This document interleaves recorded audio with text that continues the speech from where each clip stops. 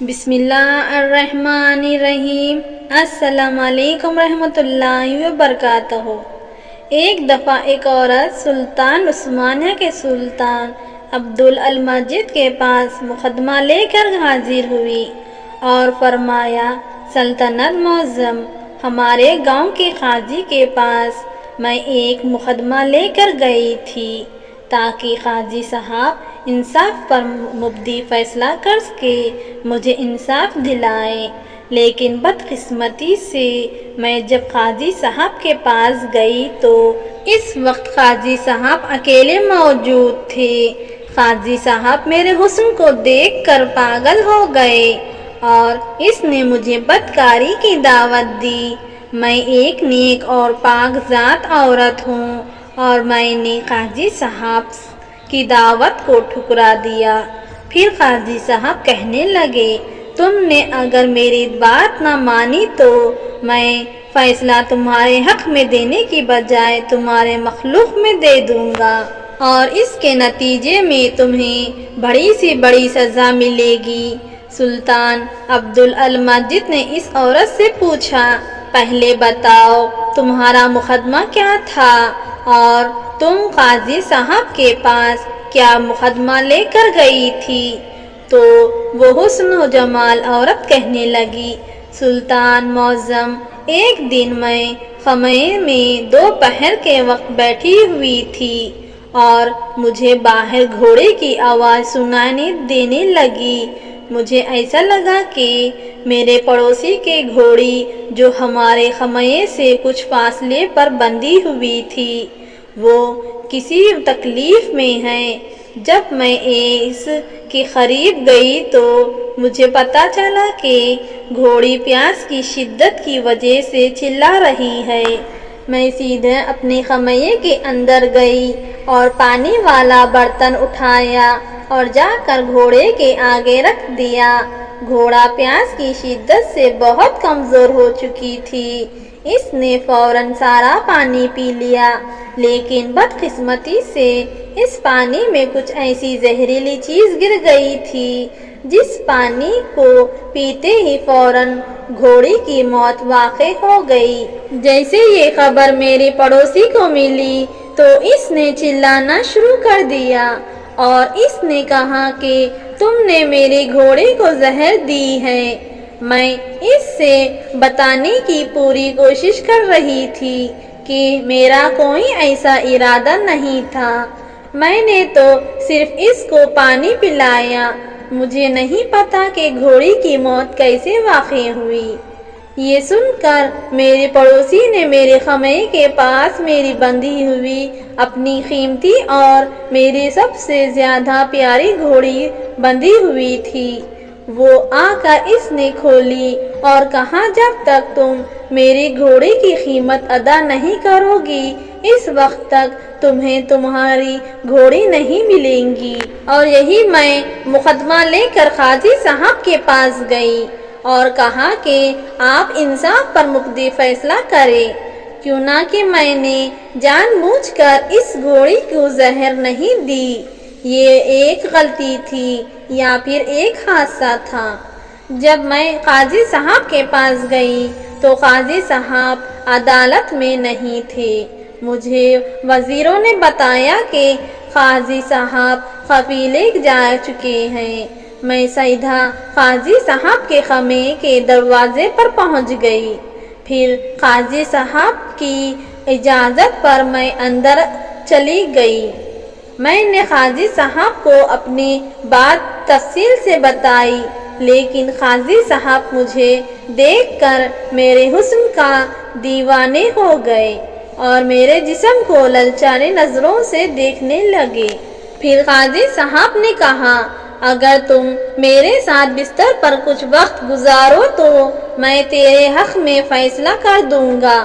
جب میں نے اس کی دعوت قبول نہیں کی تو اس نے خیمے کا دروازہ بند کر کے مجھے رسیوں سے باندھ کر میرے منہ پر کپڑا باندھ کر میرے ساتھ زبردستی زنا کیا۔ جب میں خیمے سے باہر نکلی اور چلانے لگی، قاضی صاحب نے میرے ساتھ زبردستی کی ہے، تو الٹا اس کی سپاہی نے مجھے دھکے دے کر وہاں سے نکال دیا۔ میرے پاس انصاف لینے کے علاوہ اور کوئی چارہ نہیں تھا، اس لیے میں بڑے مشکل سے آپ کے سامنے حاضر ہوئی ہوں۔ یہ سن کر سلطان عبد المجید نے کہا، تیری بات بالکل درست ہے، لیکن تمہیں اپنا فیصلہ کسی شہر قاضی کے پاس لے کر جانا چاہیے تھا، نہ کہ ایک سلطان کے پاس۔ میرے پاس اتنا وقت نہیں کہ میں آپ کے مقدمے کو حل کر سکوں، لہٰذا قاضی صاحب کو پیغام بھجوا دیتا ہوں کہ وہ انصاف پر مفتی فیصلہ کر سکے۔ یہ سن کر وہ عورت گھبرانے لگی اور کہا، قاضی صاحب کبھی چور چور کو پکڑتا ہے، کبھی مجرم مجرم کو پکڑتا ہے۔ یہ سن کر سلطان نے کہا، نہیں۔ تو پھر وہ عورت کہنے لگی، سلطان معظم نے فرمایا کہ اگر ایسی بات ہے تو میں خود ہی تمہارا فیصلہ کر دیتا ہوں۔ سلطان عبد المجید کے حکم پر قاضی صاحب کو بلایا گیا اور چند ہی لمحوں کے بعد قاضی صاحب سلطان کے سامنے حاضر ہو گیا۔ سلطان عبد المجید قاضی صاحب کے سامنے مہتب ہوا اور کہا، کیا یہ عورت سچ کہہ رہی ہے؟ کیا تم نے اس کے ساتھ بدکاری کی ہے؟ یہ سن کر قاضی صاحب فرمانے لگے، نہیں سلطان معظم، میں نے اس عورت کو ہاتھ تک نہیں لگایا۔ پھر سلطان نے کہا، ایسی کیا وجہ ہے کہ تمہارے ساتھ اتنے سخت الفاظ کیوں بول رہی ہے؟ اس کے پیچھے کی حقیقت کیا ہے؟ جب سلطان عبد المجید نے قاضی صاحب کی رائے سنی تو اس نے کہا، سلطان معظم، یہ عورت میرے پاس مقدمہ لے کر آئی۔ میں نے اس عورت کی بات پوری توجہ اور تفصیل سے سنی اور میں نے یہی فرمایا کہ میں دوسری طرف کی بھی رائے سنوں گا اور گواہوں کی گواہی کے بعد اس مقدمے کا فیصلہ ہوگا۔ اس لیے تم صبح کل میری عدالت میں حاضر ہونا۔ یہ سنتے ہی اس عورت کے تیور بدل گئے اور اس نے کہا، تم نے اگر میرے ہاتھ میں فیصلہ نہ کیا تو میں تمہیں بدنام کر دوں گی۔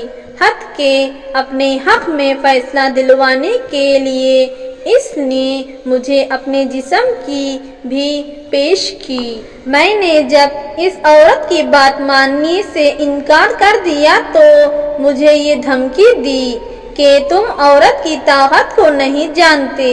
میں نے اس سے بار بار کہا کہ میں دونوں طرف کی رائے سننے کے بعد انصاف پر مفتی فیصلہ کروں گا، لیکن یہ عورت جانتی تھی کہ یہ گنہگار ہے اور اس نے واقعی ہی اپنے پڑوسی کی گھوڑی کو زہر دے کر مارا ہے، کیوں نہ کہ اس کی گھوڑی پڑوسن کی گھوڑی سے کمزور اور کم خوبصورت تھی، اس لیے یہ اس سے حسد کرتی تھی اور اسے ڈر تھا کہ فیصلہ اس کے خلاف آئے گا اور اس لیے یہ مجھے دھمکانے لگی۔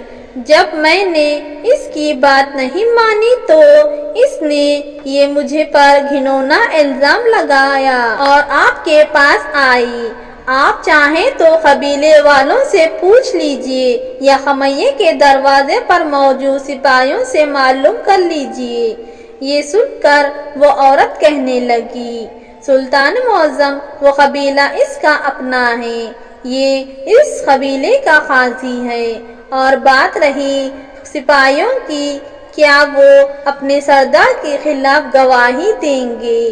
اس لیے میں دونوں باتوں کو نہیں مانتی کہ اب آپ ہی بتائیں کہ ایک عورت اپنی عزت کو خاک میں ملا کر کسی مرد پر اس طرح کا گھناؤنا الزام لگا سکتی ہے، اور وہ بھی اتنی بڑی قاضی پر۔ اب سلطان عبد المجید دونوں کی رائے سن چکا تھا، لیکن سلطان کی سمجھ میں نہیں آ رہا تھا کہ ان میں سے کون سچا ہے اور کون جھوٹا۔ اس عورت کے پاس نہ کوئی ثبوت تھا اور نہ ہی قاضی کے پاس کوئی ایسا ٹھوس ثبوت تھا جس سے ان دونوں میں سے کوئی بھی بے گناہ ثابت ہو سکے۔ تھوڑی دیر سوچنے کے بعد سلطان عبد المجید نے حکم دیا کہ ایک بڑا سا برتن لے کر آؤ۔ سلطان کے حکم پر ایک بڑا سا برتن حاضر کیا گیا۔ پھر سلطان نے حکم دیا کہ اس میں چشمے کا شفاف اور پاک پانی ڈالو۔ برتن میں عینی کی طرح شفاف پانی ڈالا گیا۔ اس کے بعد سلطان عبد المجید نے قاضی صاحب کو حکم دیا کہ قاضی صاحب اب آپ اس برتن میں لباس سمیت پورے جسم کو ڈبائیں، یعنی اس طرح ڈوبے کہ جیسے آدھی چشمے میں نہاتا ہے۔ قاضی صاحب نے سلطان کے حکم کی تعمیل کی اور فوراً اس برتن کے اندر پیر رکھ کر نہانے لگے۔ سارے درباری حیران تھے کہ سلطان معظم کیا کر رہے ہیں۔ اس کے بعد سلطان عبد المجید نے حکم دیا کہ میرا اپنا ذاتی گھوڑا لے کر آؤ۔ تھوڑی دیر گزرنے کے بعد سلطان کا گھوڑا سلطان کے سامنے حاضر ہو گیا۔ اب سلطان عبد المجید نے کہا کہ وہ پانی والا برتن میرے گھوڑے کے سامنے رکھ دو۔ جیسے ہی وہ پانی کا برتن سلطان کے گھوڑے کے سامنے رکھ دیا گیا تو گھوڑے نے فوراً پانی پینا شروع کر دیا۔ یہ دیکھ کر سلطان عبد المجید نے کہا، اے چالاک عورت، تم سراسر جھوٹ بول رہی تھی۔ قاضی صاحب بالکل بے گناہ ہیں اور اس نے تمہیں ہاتھ تک نہیں لگایا۔ طے ہے کہ میں یہ کہہ سکتا ہوں کہ قاضی صاحب کا دامن بالکل پاک اور صاف شفاعت ہے۔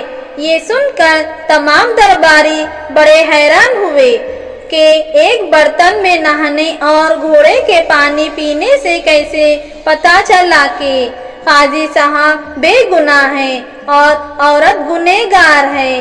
تو یہ سن کر ایک وزیر بول پڑا، سلطان عظیم، آپ کو کیسے پتہ چلا کہ قاضی صاحب بے گناہ اور یہ عورت جھوٹ بول رہی ہے؟ تو سلطان عبد المجید نے کہا کہ میری گھوڑے کی خصوصیات ہے کہ نجات پانی کو منہ نہیں لگاتا، پینا تو دور کی بات ہے۔